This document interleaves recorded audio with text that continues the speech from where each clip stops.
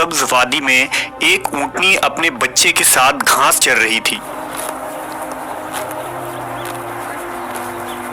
मौका पाकर कुछ लोगों ने उस ऊंटनी को पकड़ लिया और उसे मार डाला। ऊंटनी का बच्चा वहां से भाग निकला। चंद लोगों ने उसका पीछा किया, लेकिन वो उनके हाथ ना आया। ये बेज़बान जानवर दौड़ता हुआ पहाड़ पर चढ़ गया और एक पत्थर में दाखिल होकर गायब हो गया। ये ऊंटनी और इसका बच्चा कहां से आए थे? वो लोग कौन थे जिन्होंने इस ऊंटनी को मारा था? और वो ऊंटनी का बच्चा कहां गायब हो गया? कुरान मजीद में मौजूद इस इबरतनाक किस्से को इस वीडियो में हम मुकम्मल जानने की कोशिश करेंगे। ये उस वक्त की बात है जब तूफान नूह के बाद दुनिया में बनी नूह इंसान फिर से बसना शुरू हो रहे थे। तहजीबों और शहरों की बुनियाद पड़ रही थी और लोग कबीला में रहकर जिंदगी गुजारते थे। उन दिनों अरब के शुमाली इलाके में कौम समूद नामी एक कबीला आबाद था जो हजरत नूह अलैहिस्सलाम के बेटे साम की औलाद थे। कौम समूद का ये इलाका मदाइन कहलाता था, जो बहुत ही सरसब्ज और शादाब इलाका था। कौम समूद के लोग निहायत ही ताकतवर, ऊंचे कद वाले और जबरदस्त शान और शौकत के मालिक थे। उन्हें फन तामीर में कमाल हासिल था। ये लोग पहाड़ों को तराश कर इंतहाई खूबसूरत इमारतें बनाते थे।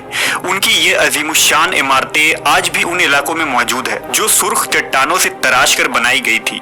ऐसी बेमिसाल इमारतें मदायने सालेह के इलाके में हजारों की तादाद में बनाई गई थी। कौम समूद अपनी आलीशान महल, सरसब्ज खेत खलियान और निमतों की फरावानी के सबब गुरूर, तकब्बुर और सरकशी के नशे में चूर थे। कौम समूद के मुआशरे से हक और इंसाफ खत्म हो चुकी थी। लोग बेहयाई, फहाशी में पड़ गए। उनकी जिंदगी नाच गानों, ऐशो इशरत, शराब और शबाब से जुड़ गई थी। यहाँ तक कि ये लोग सबसे बड़ा जुर्म और गुनाह यानी शिर्क में भी मुब्तला हो गए। इब्लीस ने कौम समूद के पहाड़ काट कर पत्थर तराशने के इस फन को ही उनके लिए गलत राह का जरिया बना दिया। उन लोगों ने पहाड़ों से पत्थर तराशे और बुत बनाकर उसकी पूजा शुरू कर दी। रिवायतों के मुताबिक उन्होंने पत्थर के 70 मूर्तियां बनाई और उन्हें अपने कबीले में कायम करके उसकी इबादत शुरू कर दी और अपने आबाओ अजदाद के सच्चे दीन और अल्लाह के वाहिद जात के मुनकिर हो गए। लिहाजा इस सरकश कौम की हिदायत के लिए अल्लाह रब्बुल इज़्ज़त ने उनकी तरफ हजरत सालेह अलैहिस्सलाम को भेजा, जो खुद कौम समूद से ताल्लुक रखते थे और एक नेक सिफत और शरीफुल नफ्स इंसान थे। हजरत सालेह अलैहिस्सलाम ने उन्हें एक अल्लाह को मानने, सिर्फ उसकी इबादत करने का हुक्म दिया और उनको अपने ऊपर अल्लाह तबारक व ताला की दी गई नेमतें याद दिलाकर समझाया और अजाब इलाही से डराया। हजरत सालेह अलैहिस्सलाम ने फरमाया, ऐ मेरी कौम, तुम अल्लाह की इबादत करो, उसके सिवा तुम्हारा कोई माबूद नहीं। उसी ने तुमको पैदा किया और आबाद किया। उसकी मगफिरत मांगो और उसके आगे तौबा करो। बेशक मेरा परवरदिगार नजदीक भी है और दुआ कबूल करने वाला भी है। इस पर कौम समूद उनके खिलाफ हो गए और उन्होंने हजरत सालेह अलैहिस्सलाम से कहा, ऐ सालेह, क्या तुम हमको उन चीजों से मना करते हो जिनको हमारे बुजुर्ग पूछते चले आए हैं, और जिस बात की तरफ तुम हमको बुलाते हो उसमें हमें कवी शुबा है। सालेह अलैहिस्सलाम की मुसलसल वाज और नसीहत के बाद कौम समूद के चंद गरीब और मुफलिस लोग आप पर ईमान ले आए।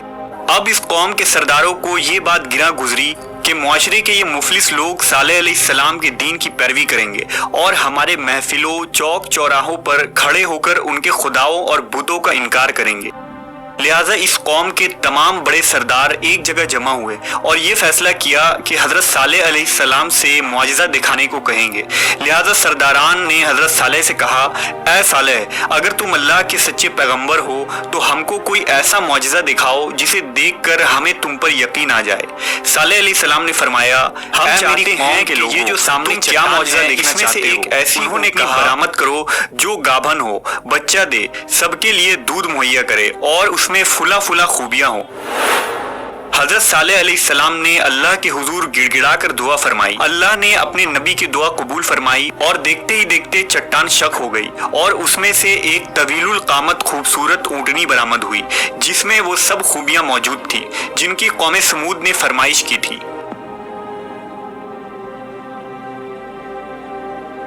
जंदा बिन अम्र बिन लुबैद अपने चंद साथियों के साथ ईमान ले आया, लेकिन अक्सर सरदार अपनी हठधर्मी पर कायम रहे और इसे जादू करार देकर इस मुआजिजे का इनकार कर दिया।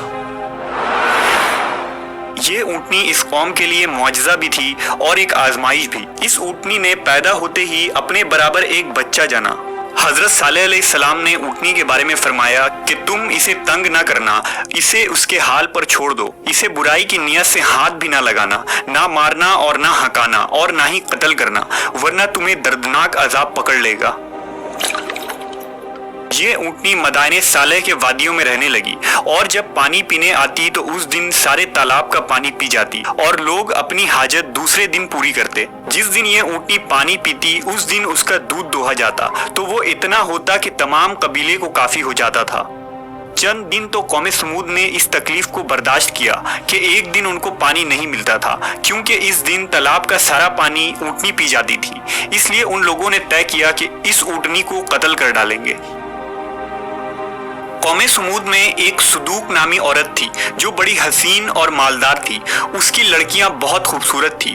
اس نے مسدہ ابن دہر اور قیدار بن سالف کو بلا کر کہا کہ اگر تم اونٹنی کو ذبح کر دو تو میری جس لڑکی سے چاہو نکاح کر لینا۔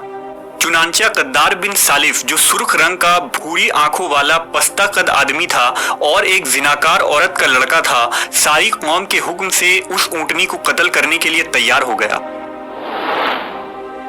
ایک دن اس قوم کے 9 افراد اونٹنی کے انتظار میں کنویں کے پاس گھات لگا کر بیٹھ گئے، جبکہ قوم کے لوگ اللہ کے عذاب کے ڈر سے چھپ کر یہ منظر دیکھنے لگے۔ جب اونٹنی کنویں کے قریب آئی تو مسدہ نامی شخص نے تیر چلایا جو اس کے پنڈلی میں پیوست ہو گیا اور ٹانگ سے خون کا فوارہ جاری ہو گیا۔ لہذا قیدار بن سالف آگے بڑھا اور تلوار کے ایک بھرپور وار سے اونٹنی کے پچھلے پاؤں کو کاٹ ڈالا۔ اونٹنی شدید زخمی ہو کر زمین پر گر پڑی اور ایک زوردار چیخ ماری۔ اس اثنا میں زخمی اونٹنی کو گھیرے میں لے کر اس پر نیزوں اور تلواروں کی لاتعداد وار کیے گئے، جس سے وہ ہلاک ہو گئی۔ ادھر اس کا بچہ بھاگتا ہوا پہاڑ پر چڑھا اور چیخیں مارتا ہوا غائب ہو گیا۔ جب حضرت صالح علیہ السلام کو اونٹنی کے قتل کا خبر ہوا تو آپ نے بہت افسوس کیا اور فرمایا تم 3 دن کے بعد ہلاک ہو جاؤ گے۔ قوم سمود کی اس سرکشی پر عذاب خداوندی کا ظہور اس طرح ہوا، پہلے ایک زبردست خوفناک آواز آئی، پھر شدید زلزلہ آیا جس سے پوری آبادی اتل پتل ہو کر چکنا چور ہو گئی، تمام عمارتیں ٹوٹ پھوٹ کر تہس نہس ہو گئیں اور قوم سمود کا ایک ایک آدمی گھٹنوں کے بل اوندھا گر کر مر گیا۔ صالح علیہ السلام کی پوری بستی زلزلوں کے جھٹکوں سے تباہ و برباد ہو کر اینٹ پتھروں کا ڈھیر بن گئی۔ حضرت صالح علیہ السلام نے ان لوگوں کی طرف سے منہ پھیر لیا اور اس بستی کو چھوڑ کر دوسری جگہ تشریف لے گئے۔ حضرت ابن عمر سے روایت ہے کہ 9 ہجری میں رسول اللہ صلی اللہ علیہ وسلم غزوہ تبوک جاتے ہوئے جب وادی سمود سے گزرے تو آپ نے اس ویران اور اجڑی جگہ کو دیکھ کر صحابہ سے فرمایا یہاں سے جلدی سے گزر چلو اور اگر پانی کی ضرورت ہو تو صرف اس کنویں کا پانی استعمال کرو جس سے حضرت صالح علیہ السلام کی اونٹنی پانی پیا کرتی تھی۔ پھر نبی صلی اللہ علیہ وسلم نے اپنے اصحاب کو منع فرمایا کہ قوم سمود جو عذاب سے ہلاک ہوئی ان کے گھروں اور بستیوں میں نہ جائیں، اور فرمایا کہ مجھے خوف ہے کہ کہیں تم کو بھی وہی عذاب نہ پہنچ جائے جو ان کو پہنچا تھا، لہٰذا اس علاقے سے جلدی جلدی گزر جاؤ۔